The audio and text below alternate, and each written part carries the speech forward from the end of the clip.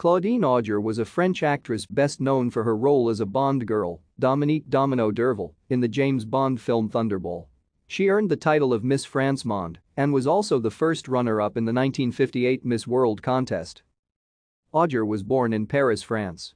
She attended Saint Joan of Arc College and later the Conservatoire de Paris, where she performed dramatic roles. She made her film debut when she was still in school. Jean Cocteau cast Auger in an uncredited role as a tall ballerina in Testament of Orpheus.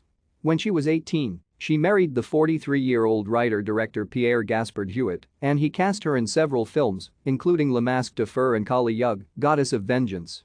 In 1966 she co-starred in the World War II drama Triple Cross with Yul Brynner and Christopher Plummer. When she was on holiday in Nassau, writer-producer Kevin McClory saw her and recommended that she audition for his film Thunderball. The role of Domino was originally to be an Italian woman, Dominetta Patacchi. Thank you for watching.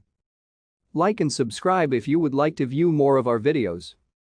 Have a nice day.